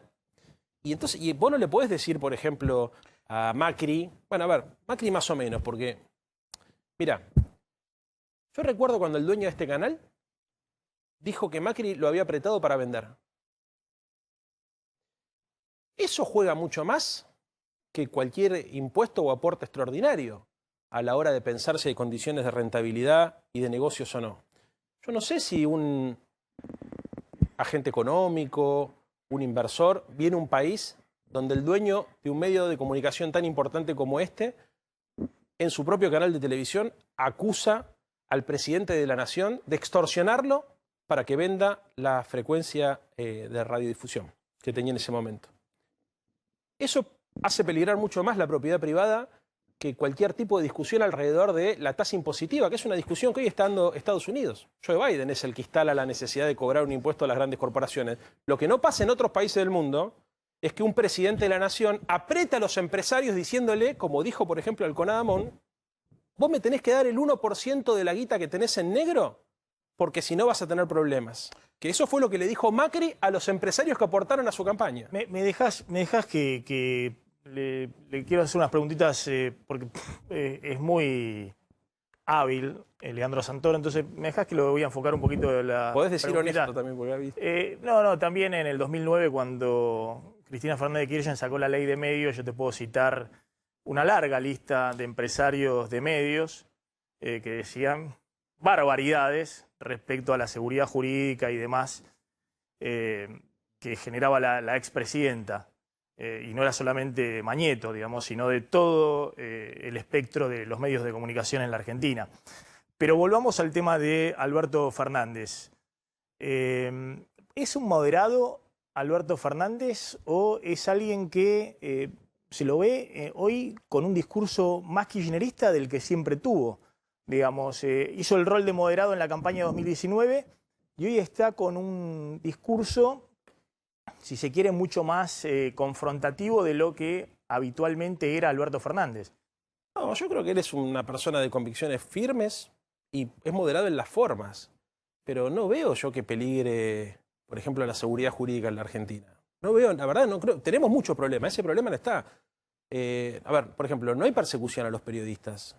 No hay persecución, no hay ni presos políticos ni políticos presos, A ver, Maxi. A ver, lo que hablamos, De la oposición, recién ¿no? estábamos hablando con Martín Lustó. Martín Lustó decía que, bueno, ese discurso, vamos a Venezuela, un poco se había agotado, que la sociedad le había puesto ya en su momento frenos al kirchnerismo. Se lo puso en el 2009 con De Narváez, se lo puso en el 2013 con Massa, se lo puso en el 2015 con Macri, bueno, en el 2017 y demás. Eso ha quedado, fíjate que no es el discurso eje hoy ni de Larreta ni de gran parte de la oposición, sino que están viendo un discurso que va por otro lado. Yo te estaba preguntando por Alberto Fernández porque hay una gran indefinición de qué es Alberto Fernández, digamos, ¿qué quiere hacer con la Argentina Alberto Fernández?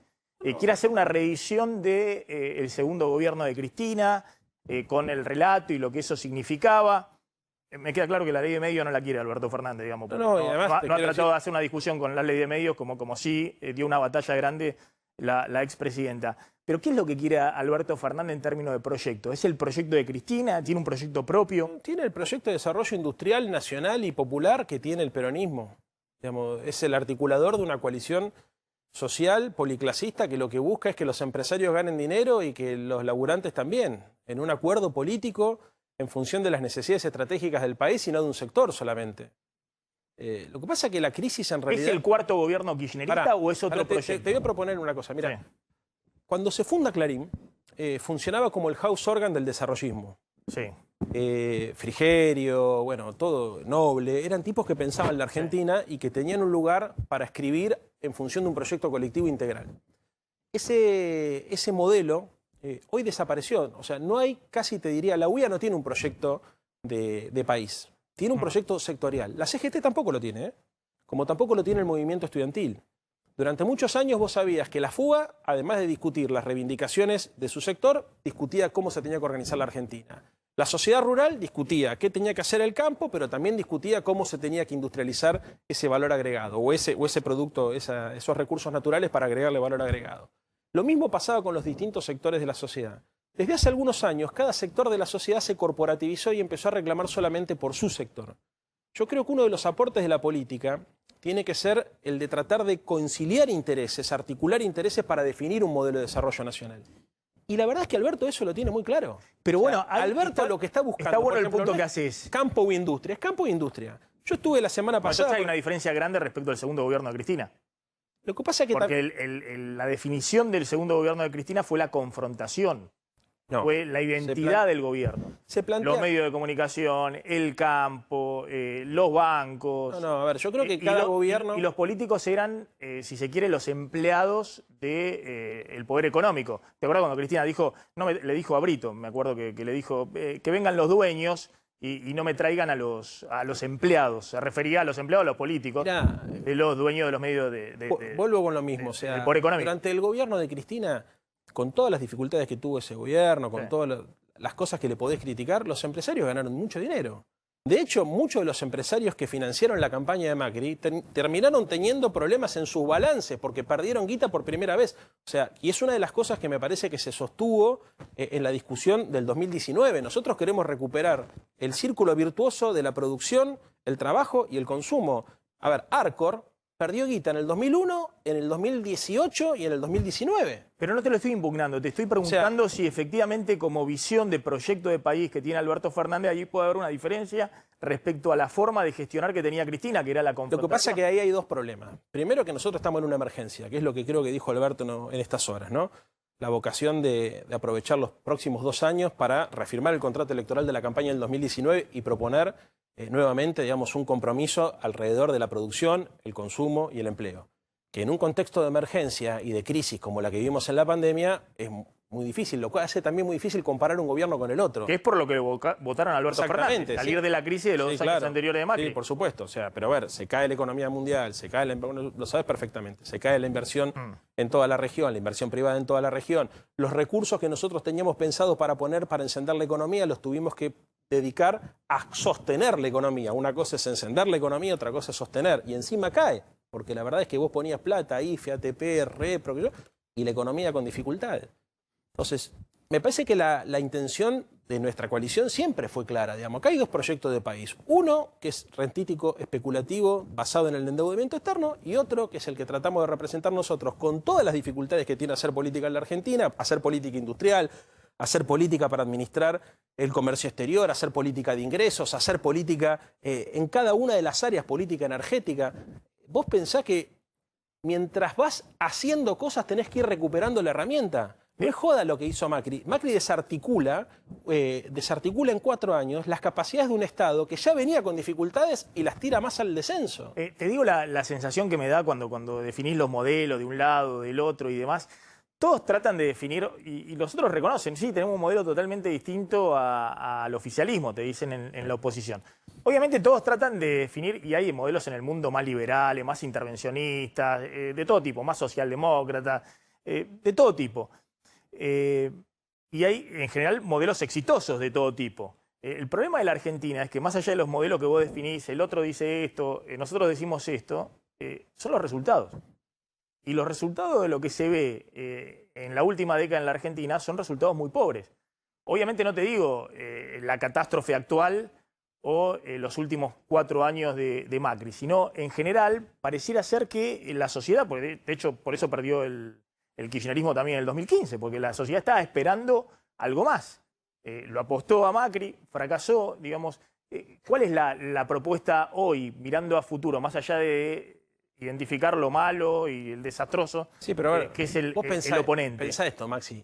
Alberto llega y antes de que se declare la pandemia tuvo que iniciar un proceso de renegociación de deuda con los acreedores privados. Le ahorró a la Argentina 37.000 millones de dólares. ¿Esto en qué se traduce?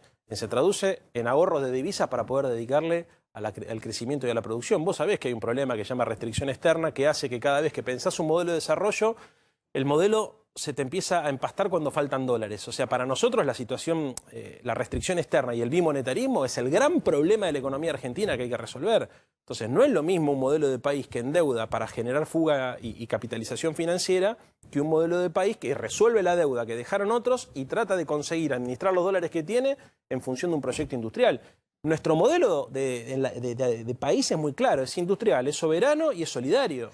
O sea, ¿qué es lo que buscamos nosotros? Que los dólares productivos de la Argentina se queden en la Argentina y que expandan las capacidades productivas. ¿Qué es lo que decimos? Tomaron 100.000 palos. ¿Dónde están esos dólares? ¿A dónde fueron? ¿Dónde están invertidos? Se hizo más obra pública, se prestaron dólares para que la industria aumente sus capacidades, porque después de tomar 100.000 millones de dólares, la economía de promedio cayó en los 4 años de Macri, 4 puntos.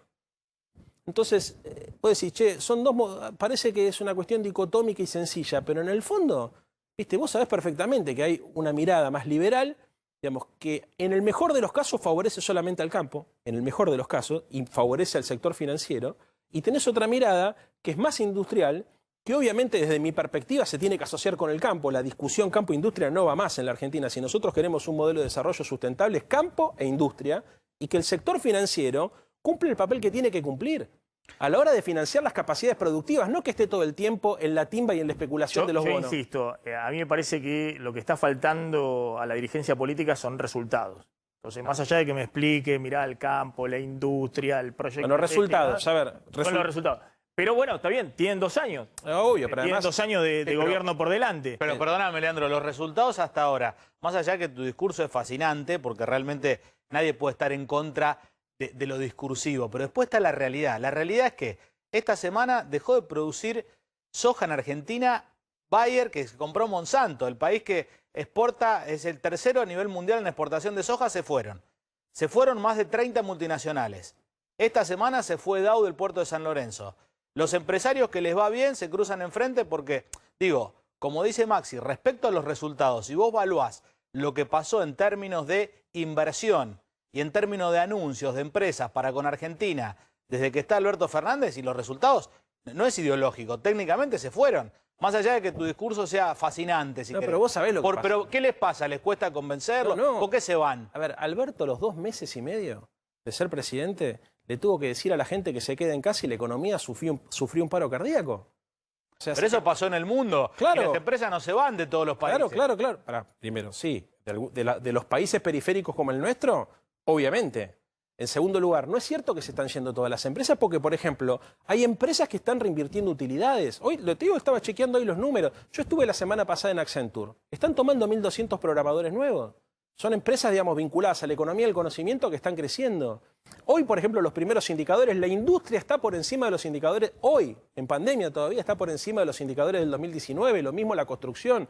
Estamos invirtiendo 2.2 puntos porcentuales del Producto Bruto Interno. Datos concretos, estuve con Piñanelli de Smata, tomaron 11.000 empleados de las automotrices. Hay proyectos de inversión de casi todas las terminales. Están tomando empleados hoy en la construcción. ¿Se siente todavía en la economía de la clase media la recuperación? Y no, de a poco se empieza a sentir. Obviamente que tenemos problemas graves y los vamos a resolver. Ahora, lo que nosotros tenemos claro es hacia dónde vamos. ¿Sabés hacia dónde vamos? Un país industrial, soberano y solidario. Nosotros creemos en el empleo, creemos en la producción, creemos en la distribución del ingreso y creemos que el sistema financiero tiene que estar puesto al servicio de la producción y de estos valores. No tiene que ser un fin en sí mismo. Yo quiero poner al ser humano en el centro del debate. Y a pesar de todos los límites que nos puso la pandemia, el contrato electoral sigue siendo el mismo. Te hago una última respecto a cómo evaluás vos al gobierno, digamos, ¿no? Vos tenés una relación personal con Alberto Fernández. ¿Este es el gobierno que vos imaginabas? Porque, por otro lado, vos conocerás, porque recorres todo el espinel, digamos, de la política y de tu propio espacio. Hay muchas críticas dentro del propio espacio del Frente de Todos al gobierno. Desde Cristina, a los funcionarios que no funcionan, hasta los gobernadores que decían, bueno, pero Alberto nos había prometido otro protagonismo, otro tipo de gestión, el peronismo con mayor preponderancia que Cristina y el kirchnerismo. ¿Cómo evaluás vos? Porque vos sabés que más allá de que obviamente para vos es de taquito encontrarlo a Macri o Larreta enfrente o a lo libertario y demás, hay críticas muy fuertes dentro del propio espacio a la gestión de gobierno, ¿no? Empezando por la expresidenta. Yo hablo con Cristina. ¿Y qué dice?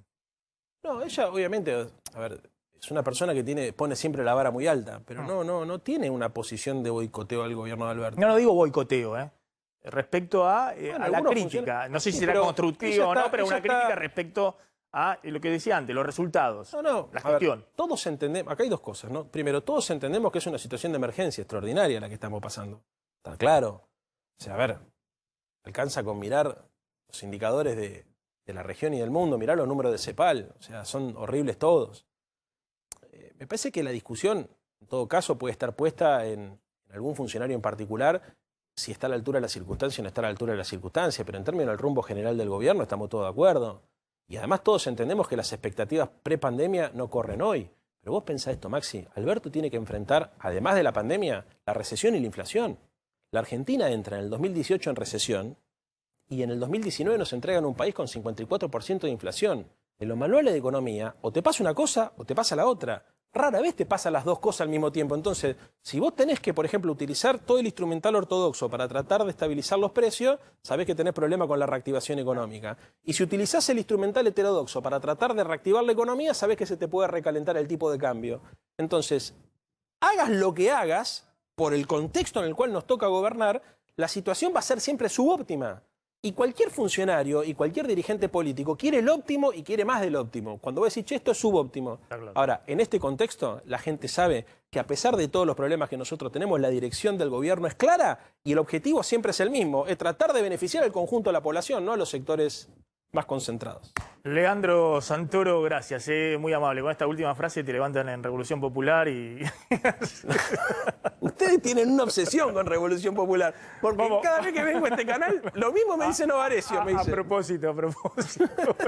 Sos el ídolo de ahí de YouTube. Vamos volando a la tanda, ya volvemos. Carlos Estrioni está en la 9 de julio. Continúan los cortes. Carlos, te escuchamos. Hola compañeros, ¿cómo les va? Muy buenas tardes. Sí, estamos trabajando frente a lo que es el edificio de lo que se conoce como el MOB, el Ministerio de Obras Públicas. Bueno, lo que está sucediendo aquí es que organizaciones sociales marcharon desde temprano, desde el obelisco primero y después hasta aquí, hasta el Ministerio de Desarrollo Social, en un pedido variopinto, digamos, ¿no? A ver, el comunicado dice, es para exigir una reunión conjunta con el Ministerio de las Mujeres, Género y Diversidad para políticas efectivas para prevenir y combatir la violencia por razones de género, porque es una condena a la pobreza, dice entre otras cosas este comunicado, y hay aproximadamente unas 3.000, 4.000 personas frente a este ministerio. Y atención, compañeros, cortada la mano al sur de la 9 de julio, completamente cortada la mano al sur de la 9 de julio, se desvía por Lima, ¿sí? Aquellos que quieren ir hacia el sur van a tener que tomar Lima con tiempo porque obviamente hay congestión de tránsito. Carlos, ¿hay algún horario programado para el desarme de la movilización? Digo, pensando en la gente que por ahí tiene que circular por la zona. Sí, mira, a ver, había una reunión tentativa a las 3 de la tarde o digamos un principio de reunión a las 3 de la tarde, así que hasta ahí vamos a tener que esperar, pero yo le calculo aproximadamente entre las 4 y 5 de la tarde se van a ir de este lugar. Gracias, Carlos. Hasta luego.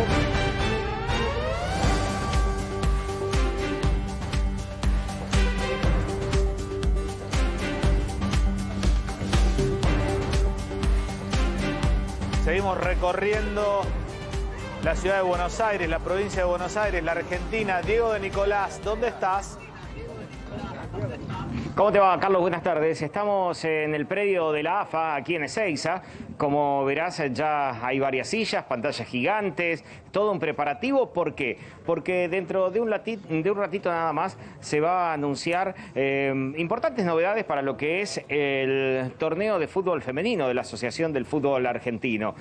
Porque se va a anunciar lo que será un acuerdo de televisión, nuevo sponsor y cómo serán las alternativas de este certamen de fútbol femenino que está pronto a comenzar. Y atención que se espera aquí la presencia de varias autoridades, entre ellos 2 ministros del Poder Ejecutivo Nacional, como la ministra Gómez Alcorta y también el ministro Lamens de Turismo y Deporte, pero también va a estar el gobernador de la provincia de Buenos Aires, Axel Kicillof, obviamente, además de Claudio Tapia, quien es el presidente de la Asociación del Fútbol Argentino. Así que todo preparado, estemos atentos porque dentro de un ratito nada más será este anuncio aquí en el predio de la AFA en Ezeiza.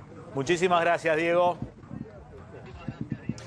Bien, y de Ezeiza nos vamos a Estados Unidos. Allí está nuestro compañero Adrián Sack. ¿Cómo estás, Adrián? Buen día, buenas tardes.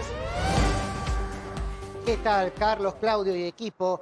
Muy bien, aquí con otro tipo de anuncios. Aquí lo que se ha anunciado es algo que dentro de todo se esperaba, ¿no? Que es el índice de inflación o índice de precios al consumidor, para ser más exactos, que aquí se mide principalmente de manera interanual, ¿no? Las comparaciones que suelen hacerse son así, y de julio a julio hemos tenido un 5.4%, un número a todas luces deseable para la Argentina en estos momentos, pero que aquí en Estados Unidos causa cierta preocupación porque es el índice inflacionario interanual más alto desde el año 2008, ¿no? Desde la época final de Bush y comienzos de la presidencia de Obama, que no teníamos un nivel de inflación tan alto. ¿Y esto a qué se debe? Se debe bastante a las irregularidades de la economía, una economía de Estados Unidos que el año pasado estuvo bastante reprimida justamente por la pandemia, donde la gente ahorró mucho dinero en el mejor de los casos, y después de la reactivación paulatina que se fue dando desde finales del año pasado, hizo que hubiese un récord de gasto, ¿no? Que la gente se lanzara a comprar, por ejemplo, autos usados, ¿no? Que fueron la estrella de este semestre que pasó y que hiciera, por ejemplo, que los autos subieran un 10%. Esto empujó a la llamada inflación núcleo, ¿no? Que en realidad que es la que se calcula quitando los combustibles y los alimentos, y que no es de un 5.4 sino de un 4.3, es bastante más baja en realidad, y que por eso la Reserva Federal cree que por tratarse justamente de una consecuencia de las turbulencias que produce una reactivación fuerte de la economía, se va a pasar, se va a estacionar, y que para fin de año tendremos una inflación más alineada con el 3.5% o 3% que habían imaginado originalmente. Pero también, más allá de la inflación, que no se ve tanto en los precios aquí en los Estados Unidos, no se ve en el supermercado, solo se ve, digamos, en compras específicas, como pueden ser, como les decía, los autos usados, pero también las compras grandes como las casas, algunos que otros electrónicos que han subido de manera estacional, el equipamiento para gimnasio, por ejemplo, también. Pero los indicadores buenos es que la economía, que el crecimiento del PBI interanual ya es de un 6.5%, y sueñan aquí con que va a llegar a un 10% para fin de año, es decir, un rebote muy fuerte respecto de la caída del año pasado aquí en los Estados Unidos. Y el gasto, sí. Y digamos, frente a esta inflación que a todas luces es superior, digamos, a lo que está acostumbrado Estados Unidos, por lo menos te diría en los últimos años, ¿qué, digamos, causa mal humor en la gente? ¿Qué pasa con los salarios? ¿Acompañan esta inflación o se quedan atrás? Bueno, los salarios fueron... a ver, el salario mínimo, por ejemplo, que aquí se mide por hora para los trabajadores con menos calificación, es de $7,50, por ejemplo. Pero ese es el mínimo, casi prácticamente no se paga el mínimo por hora. Está en el orden de los $15, y el hecho de que se reactivó fuertemente la economía hace que haya una gran demanda de empleo. Justamente, y que también mucha gente renuncia a sus empleos y haya rotación, y eso también empuja la inflación, ¿no? El hecho de tener que pagar sueldos más altos justamente hace que no solamente los individuos, sino que las empresas tengan que poner más dinero en el mercado, y eso también, bueno, empuja justamente a un aumento generalizado de precios, que hay que decirlo, y esto lo subrayo, sacando el combustible, que el año pasado fue realmente importante el aumento, después se estabilizó. Los alimentos, que acá no están grabados con impuestos en la mayoría de los estados, no tuvieron un aumento tan importante. Gracias, Adrián. Gracias a ustedes. Bien, de Estados Unidos nos vamos a Israel, mejor dicho. Allí está Gabriel Astrosky. Corregime, Gabriel, ¿qué está pasando? Corrijo solamente Israel. ¿Ah, sí? Porque Claudio me dice... Israel está... Claudio me dice, es Israel, me dice siempre. No. La R suena un poco más fuerte. Muy bien, bueno, desde Israel entonces. ¿Qué está pasando? Vemos en la plana de los diarios aquí, en los portales de información, que se dispararon los casos en un país que fue y es, de alguna manera, modelo respecto a cómo trató esta pandemia. ¿Cuál es la situación hoy allí? Bueno, la situación, efectivamente se dispararon los casos y también Israel sigue siendo un poco pionero en el tratamiento de la pandemia, pero es algo que se veía venir. En realidad, desde que ingresó la variante Delta, que no se quería dejar ingresar, pero que, bueno, a ver, no deja de ser un país del mundo, Israel, y tiene los cielos abiertos y pasa lo mismo que pasó en tantos otros países. La realidad es que con la variante Delta circulando, los casos empezaron a subir y con una postura de gobierno más bien basada en no tener que encaminarnos hacia otro cierre, porque mientras la idea de un cierre, sobre todo para lo que va a ser fin de este mes, está como instalada en la calle, la realidad es que el gobierno sigue diciendo que su idea es que todos aprendamos a vivir con el corona, con lo que podríamos denominar como la post-pandemia y con todas las variantes que vendrán, y que cada una de las variantes no debería significar tener que frenar la economía, sobre todo cuando Israel no deja de ser un país con casi el 60% de la población vacunada. De hecho, aquí en el país hace una semana y media se comenzó a vacunar con tercera dosis a la gente mayor de 60 años, que es la primera que se había vacunado en el mes de diciembre, en el mes de enero, a principios de este año, y el gobierno planteó la necesidad de vacunar a casi 1 millón de personas, y en una semana y media ya se vacunaron, según datos oficiales, 654.000 personas. Entonces, de alguna manera, sí, es verdad que suben los casos, y los casos en el día de ayer, sobre todo, que fue como el gran notición, subieron mucho, porque veníamos de 0 casos en junio a 100 en julio, y ayer tocamos un pico récord de 6.000, pero la realidad es que si vos te pones a pensar, no pienses en los 6.000, vamos a un número peor. Israel tiene en este momento 38.900 personas con el virus activo, o sea, transitando la enfermedad. Ahora, de esa cantidad de personas hospitalizadas hay 694, y en situación grave hay 400, y con respirador hay 60. Entonces, los números siguen siendo como relativamente bajos para pensar, por ejemplo, en un cierre, o por lo menos eso es lo que sigue planteando el gobierno. Bien, muchísimas gracias, Gabriel. Seguimos en contacto en el transcurso de la semana. Gracias a ustedes.